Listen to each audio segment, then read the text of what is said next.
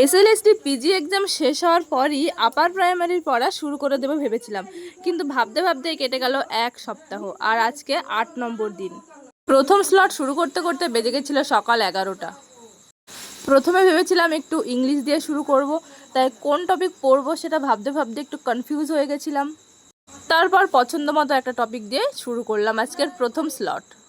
কিন্তু যেটা হয়, এক সপ্তাহ গ্যাপ চলে গেছে, তাই জন্য আর পড়তে ভালো লাগছে না, তাই মাঝে মাঝে একটু বেশ বোরিং লাগছে।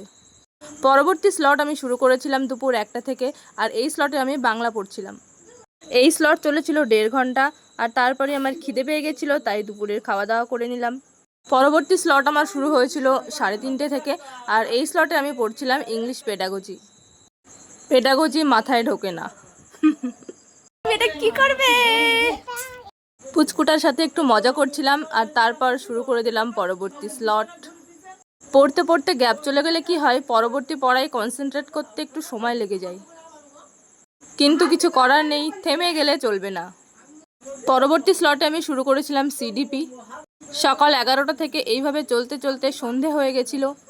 আজকে ভেবেছিলাম রাতের স্লট শুরু করার আগেই সন্ধ্যের মধ্যেই সিডিপির একটা চ্যাপ্টার শেষ করে দেব, কিন্তু সেটা মনে হচ্ছে না আর হবে।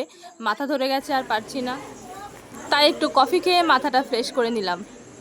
সাথে কিছুক্ষণ ব্রেক নিয়ে রাতের স্লট শুরু করেছিলাম রাত্রি 8টা থেকে 10টা। সিডিপির ফার্স্ট চ্যাপ্টারের যেটুকু বাকি ছিল সেটা কমপ্লিট করলাম, আর সাথে আগের পড়াগুলো রিভিশন। আজকের মতো এখানেই, বাই বাই।